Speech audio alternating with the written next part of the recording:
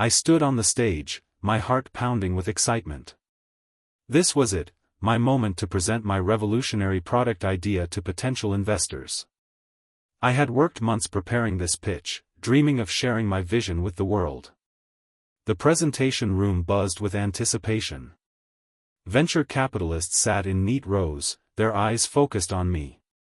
I gripped my notes tighter, feeling the weight of this opportunity. Then I heard her voice cut through the silence like a knife.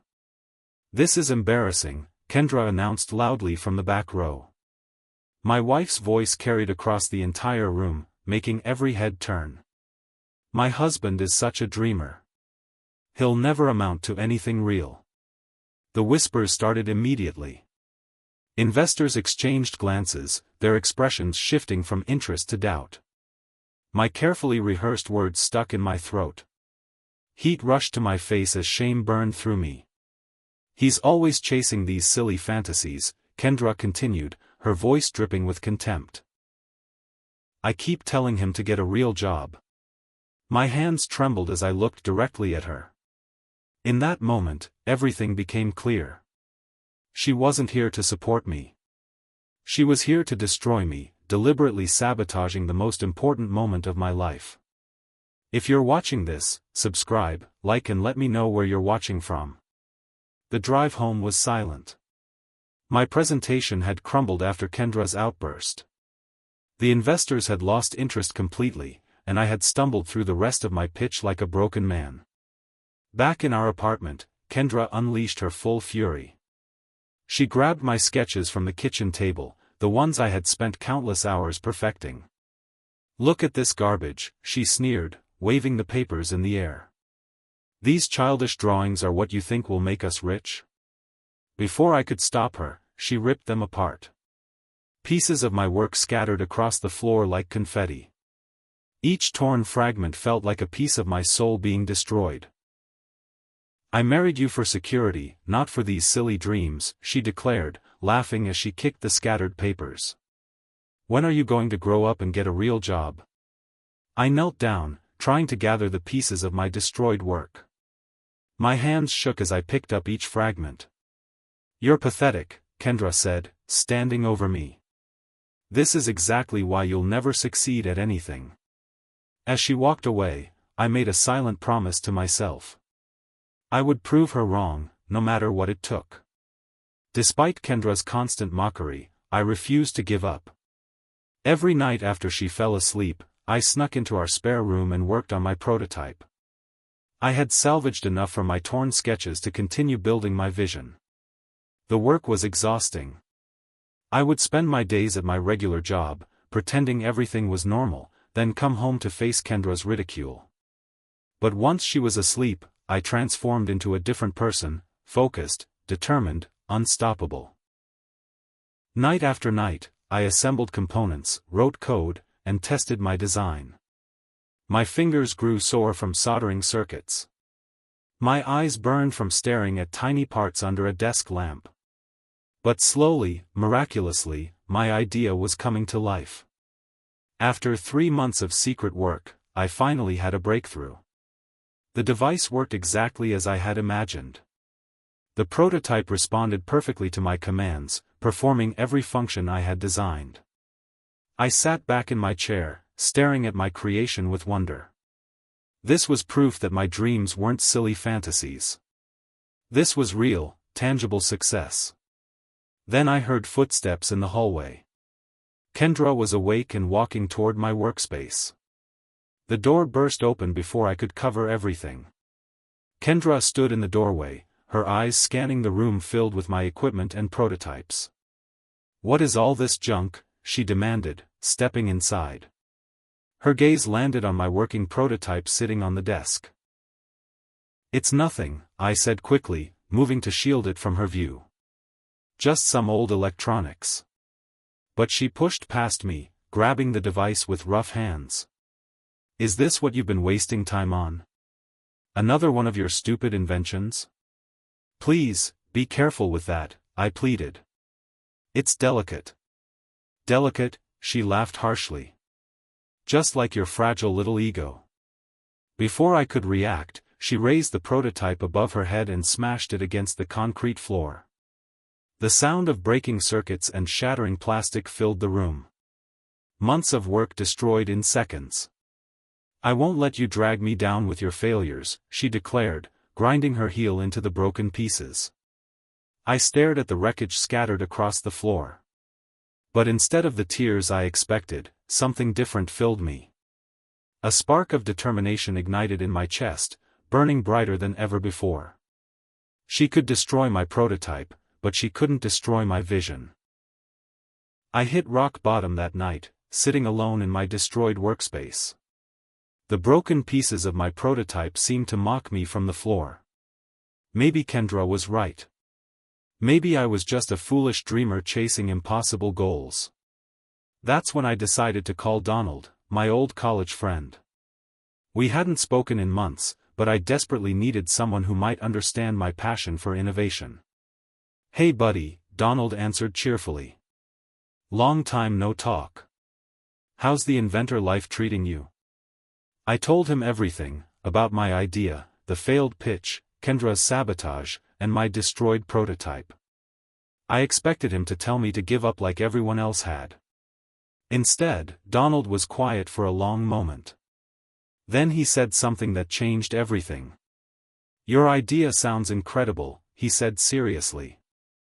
"I know some people in venture capital who would be very interested in what you're working on. Real investors, not like those corporate suits." My heart began to race. "Are you serious?" "Dead serious. I can set up a meeting, but it has to be completely secret. Kendra can never know about this." I looked at the broken pieces on the floor, then felt that spark of determination grow into a flame. "Yes. I can handle anything." Donald arranged the meeting for the following week at a small coffee shop downtown. I told Kendra I had a job interview, which wasn't technically a lie. I was interviewing for the most important opportunity of my life. The investors were different from the corporate suits at my first pitch. These were younger, hungrier people who understood innovation. They listened intently as I explained my idea using rough sketches I had redrawn from memory.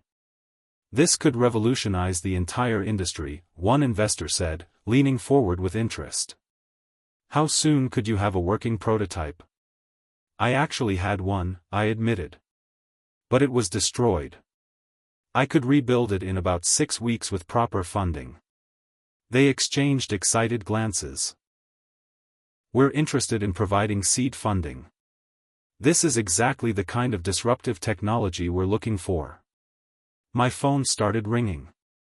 Kendra's name flashed on the screen.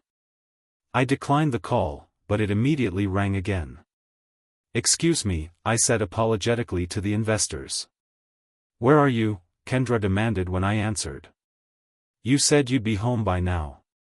"I'm still at the interview," I whispered, stepping away from the table. The investors watched me curiously as I tried to manage my wife's suspicions while securing my future. The investors agreed to fund my project, but everything had to remain secret until I had a working prototype. I opened a separate bank account and rented space at a co-working office across town. Leading a double life became my new reality. Every morning, I left for my regular job as usual. But 3 nights a week, I told Kendra I was working late shifts for extra money. Instead, I went to my secret workspace and rebuilt my prototype from scratch. The deception was exhausting. I had to remember every lie, every excuse, every fake schedule I created. Kendra grew increasingly suspicious as weeks passed. "You're acting strange," she said one evening, studying my face. "All these late nights, these mysterious phone calls. Are you hiding something from me?" "Just trying to earn more money," I replied, avoiding her eyes. "You're always complaining about our finances." "I don't believe you," she said coldly. "Something's different about you." One night, I stayed at the co-working space later than usual, perfecting my prototype's final components. I was so focused on my work that I didn't notice the time until my phone buzzed with a text from Kendra. "I know you're lying to me." I followed you tonight and saw you leaving that office building.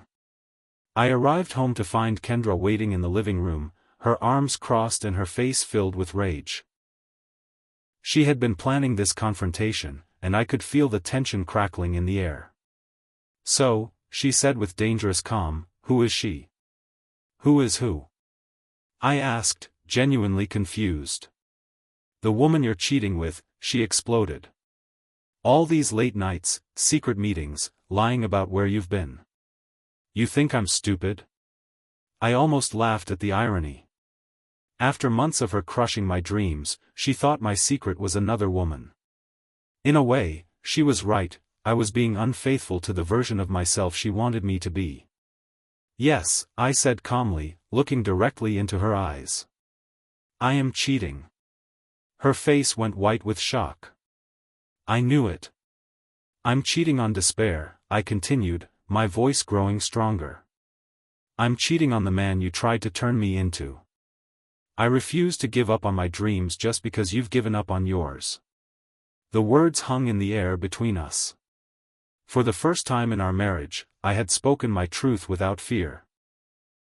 Kendra's hand flew across my face in a sharp slap. "You'll regret this rebellion," she hissed.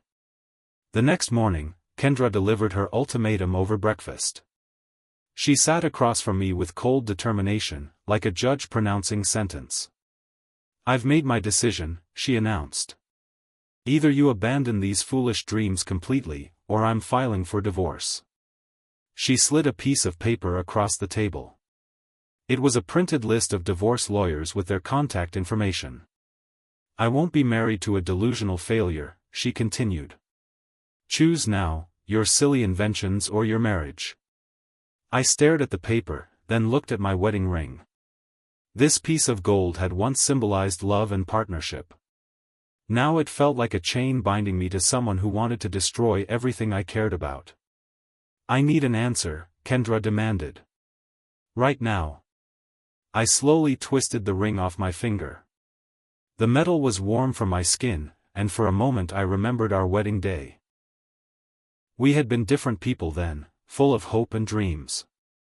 I set the ring gently on the table between us. It made a small click against the wood that seemed to echo through the entire apartment. Kendra stared at the ring in shock. "You're choosing some stupid invention over me?" "I'm choosing myself," I said quietly. With my marriage crumbling, I threw myself completely into my work. Donald helped me create a social media campaign for my prototype, and within days, something incredible happened. The videos went viral. Orders started flooding in. My phone buzzed constantly with notifications as hundreds, then thousands of people wanted to buy my invention. The same idea Kendra had mocked was now capturing the imagination of consumers everywhere. I could barely keep up with the demand.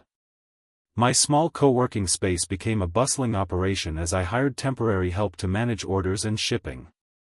The success was overwhelming and thrilling. That's when I noticed an interesting email in my business inbox. It was a job application from Lux Designs, Kendra's company. I recognized the name immediately. It was the luxury goods company where my wife worked as a marketing coordinator. I opened the application with curiosity.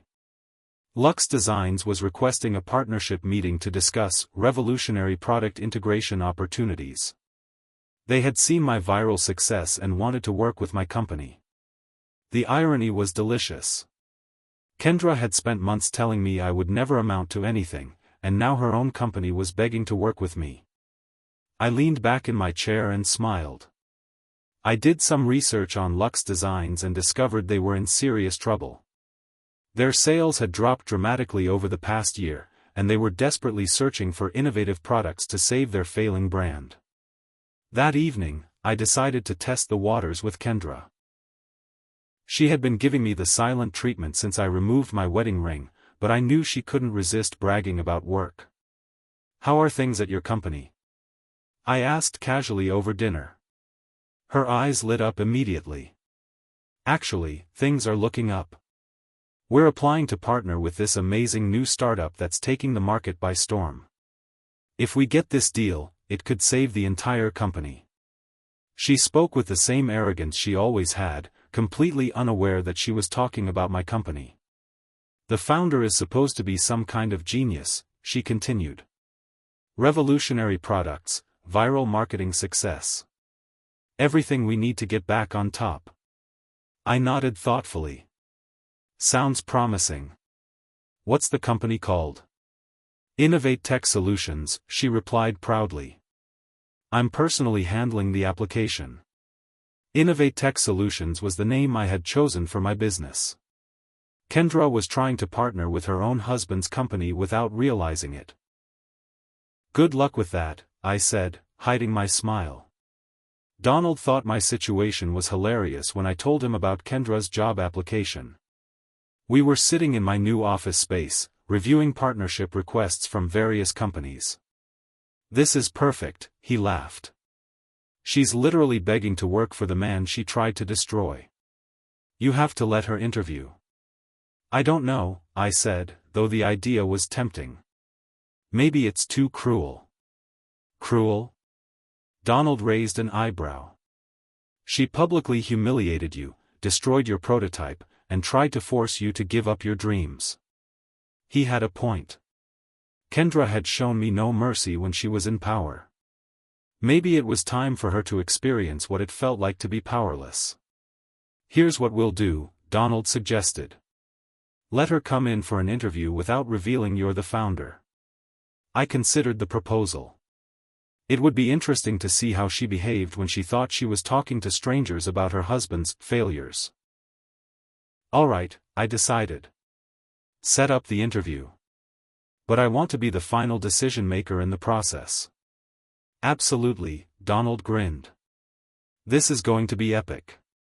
3 days later, Kendra got the call inviting her for an interview. I watched from our kit layer as she answered the phone, her excitement growing with each word. I got it, she squealed after hanging up. The day of Kendra's interview arrived. I positioned myself in the conference room early, reviewing her application one more time. On paper, she looked impressive, years of marketing experience, strong references, confident presentation skills. But I knew the real Kendra. I knew how she treated people she considered beneath her. Donald had arranged for 2 other team members to conduct the initial interview, with me joining as the company founder for the final portion. Kendra would have no idea until the very end. I watched through the office window as she entered our lobby. She was dressed immaculately, carrying herself with the same arrogance she always had. But when she looked up at our company wall, her confident expression froze. Our founder wall featured a large photo of me with the caption, CEO and founder, Innovate Tech Solutions. I watched as recognition dawned on her face, followed quickly by shock, confusion, and something that might have been fear. She stood frozen in the lobby for a full minute, staring at my photo. Other job candidates walked around her as she processed what she was seeing. Finally, Donald appeared to escort her to the interview room. Miss Kendra? We're ready for you now. I saw her take a deep breath, compose herself, and follow him down the hallway. I listened to Kendra's interview through the conference room's intercom system. The transformation in her voice was remarkable. Gone was the harsh critic who had mocked my dreams, replaced by a sweet, professional woman trying to impress potential employers. I have extensive experience in luxury market development, she said smoothly. I understand how to position products for maximum consumer appeal. What's your opinion on startup companies? One interviewer asked. There was a brief pause. I think startups represent the future of innovation. They're willing to take risks that larger companies won't. I almost laughed out loud. This was the same woman who had called my startup dreams childish fantasies. Have you ever worked with inventors or product developers? The second interviewer asked.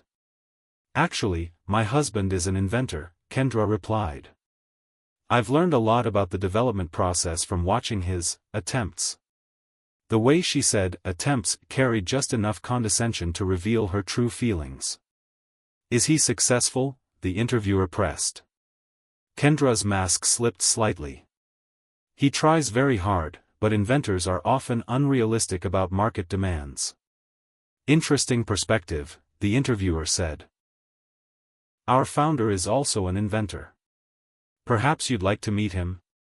Of course, Kendra replied, though I could hear uncertainty creeping into her voice. The door opened and Kendra walked into the conference room where I was waiting.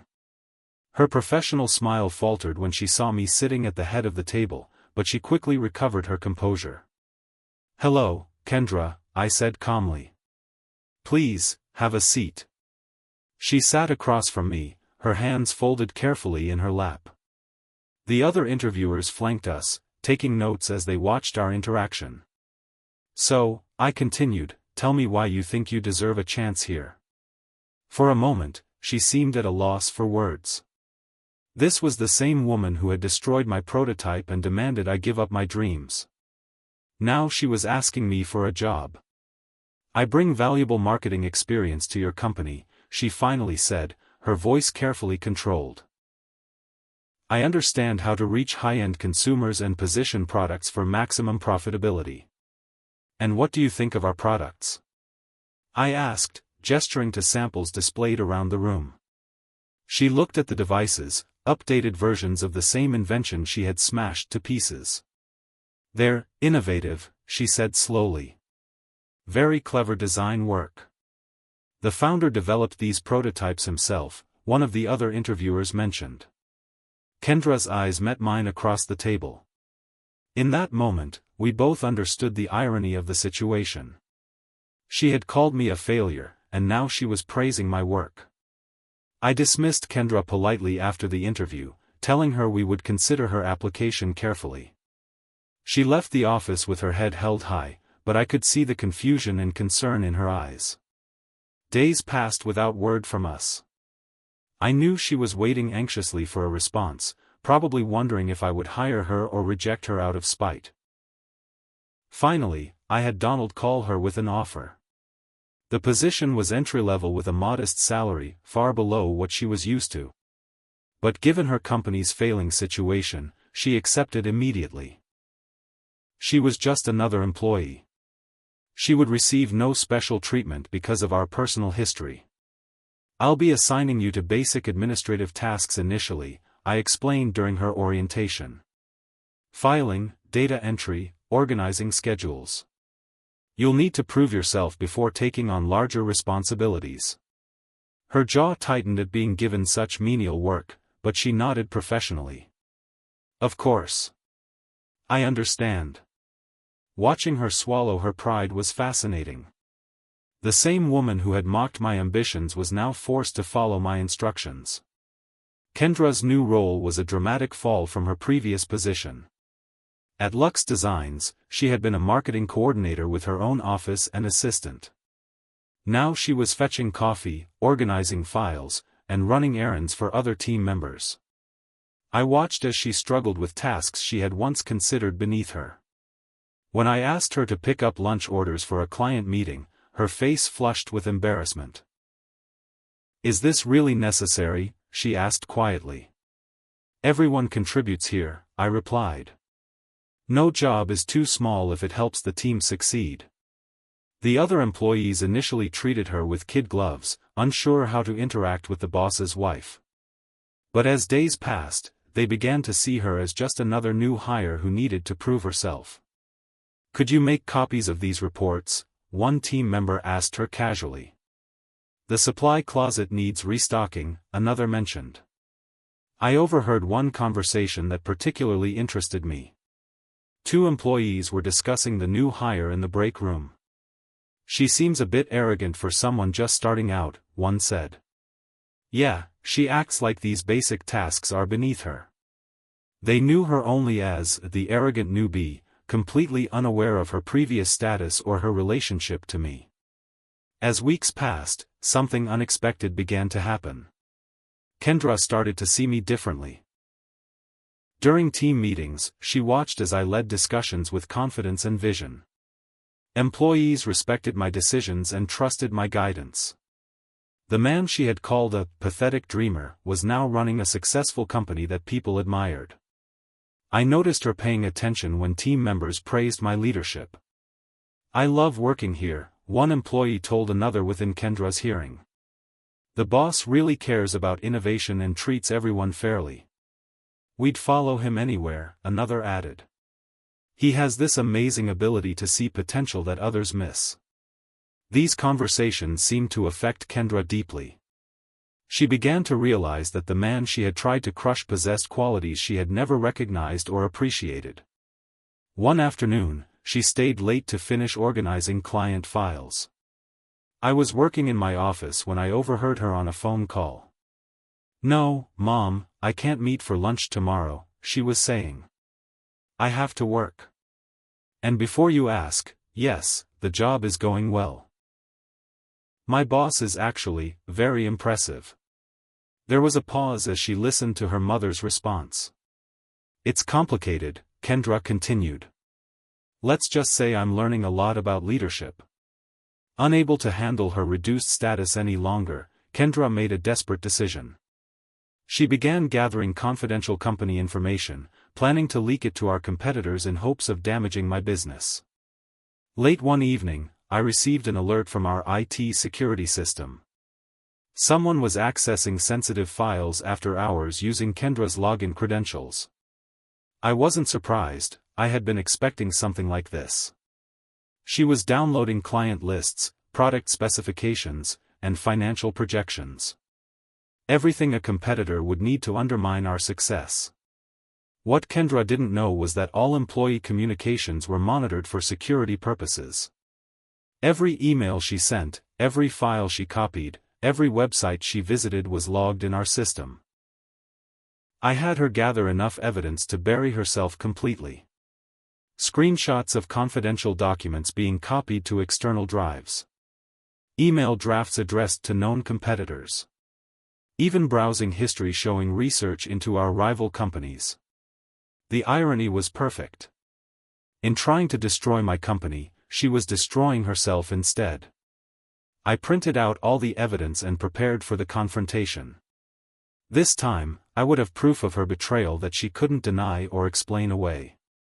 The next morning, I asked her to come to my office for a private meeting. "Please close the door," I said calmly. "We need to talk." I spread the printed evidence across my desk like playing cards. Screenshots of her accessing confidential files, copies of emails to competitors, records of data downloads. The paper trail was overwhelming and undeniable. Kendra's face went pale as she realized what she was looking at. "I can explain," she started, but her voice was weak. "Can you?" I asked calmly. "Explain how accessing client lists after hours was part of your administrative duties? Explain these email drafts to our competitors?" She stared at the evidence, her confident facade crumbling completely. There was no way to talk her way out of this. "Please," she whispered, tears starting to form in her eyes. I was desperate. Seeing you succeed while I was reduced to filing papers. I couldn't handle it. "So you decided to commit corporate espionage?" "I made a mistake," she pleaded. "I'm sorry. Please don't destroy my career over this." I looked at her for a long moment. This was the same woman who had publicly humiliated me, destroyed my prototype, and tried to force me to abandon my dreams. "Forgiveness doesn't mean forgetting," I said quietly. "You tried to steal from me, just like you tried to steal my confidence and my ambitions." "What are you going to do?" she asked, her voice barely audible. "That depends on whether you're willing to make this right." I decided on a punishment that would humble Kendra more than firing her would. She would have to publicly apologize to the entire team for her attempted betrayal. The next morning, I called an all-hands meeting. Kendra stood at the front of the conference room, her face flushed with shame as our employees filed in. "Kendra has something to say to everyone," I announced. She took a shaky breath before speaking. "I want to apologize to all of you. I violated your trust and tried to steal confidential company information. I disrespected the hard work you've all put into making this company successful. The room was silent as she continued. I let my personal issues cloud my judgment, and I'm sorry for putting our shared success at risk. Some employees looked shocked, others nodded approvingly at her honesty. Everyone was professional, but the disappointment in the room was tangible. I understand if you don't trust me anymore, she concluded. I hope to earn back your respect through my actions, not my words. When she finished, she looked directly at me. Her eyes were filled with tears, but also something else, recognition. I never knew you had this strength, she whispered, just loud enough for me to hear. It was the first time she had truly seen me as I really was. Just when I thought the story was over, fate delivered one final twist. Our company landed a multi-million-dollar partnership deal with a major corporation, thanks to the viral success of my products and the strong leadership I had demonstrated. The irony was incredible. Kendra was assigned as the project's administrative assistant, responsible for managing schedules and coordinating communications. During our first meeting with the partner company, their CEO walked into the conference room and immediately recognized Kendra. "Kendra," he said with surprise. "I didn't expect to see you here." She looked up nervously. "Hello, Christopher. It's good to see you again." I watched this interaction with growing curiosity. "You two know each other?" Christopher's expression grew cold. "Oh yes, we've met before. At a networking event last year. Ms. Kendra here made quite an impression." The tension in the room was palpable. She told everyone at the event that my company was amateur hour, and that working with us would be career suicide, Christopher continued. Kendra's face turned bright red. "Christopher, Needless to say," he interrupted, "I prefer not to work directly with her on this project." I looked at Kendra, seeing her realize that her past arrogance had followed her here too. "Of course not," I replied. After the meeting, Kendra broke down completely. The weight of seeing how her arrogance had damaged relationships throughout her career finally hit her. "I've ruined everything," she sobbed in the empty conference room. "My reputation, my career, my marriage. People remember the terrible things I said, even years later." I handed her a tissue and sat down across from her. For the first time in months, I felt genuine pity for the broken woman in front of me. "I was so afraid," she continued through her tears. "Afraid that if you succeeded, you'd realize you were too good for me. So I tried to keep you small, keep you dependent on me." She looked up at me with red, swollen eyes. "But I destroyed us both instead. You succeeded anyway, and I became the failure. Why are you telling me this now?" I asked gently. "Because I finally understand what I lost," she whispered. "Not just you, but the chance to be part of something amazing. I could have supported your dreams instead of crushing them." It was the first time she had taken complete responsibility for her actions without making excuses or shifting blame. "I know it's too late," she said. "But I needed you to know that I finally see who you really are." Kendra's sincere apology marked a real turning point in our relationship. Not romantic, that trust was permanently broken, but professional and human. "I don't expect forgiveness," she said quietly. "I know I destroyed something that can't be repaired. But I want to understand, why are you keeping me here?" I considered her question carefully. "Because running away doesn't teach lessons. You need to see what you tried to destroy. You need to understand the cost of crushing someone's dreams." "And what do you need?" she asked. "I needed to prove to myself that your opinion of me was wrong," I admitted. "I needed to know that my dreams were worth fighting for, even when the person closest to me didn't believe in them." She nodded slowly. "You proved that. You proved everything I said about you was wrong. The question now is what you're going to do with that knowledge," I said. "You can stay bitter about your situation, or you can learn from it and become better." "I want to become better," she said with quiet determination. "I want to earn back some respect, even if I can never earn back your love." Looking at her, I realized that the vindictive part of my journey was over. I had proven my point. Then show me, I said. Show me through your work. 6 months later, our company had grown into a major success story. We had expanded to a larger office, hired dozens of new employees, and secured partnerships with companies around the world.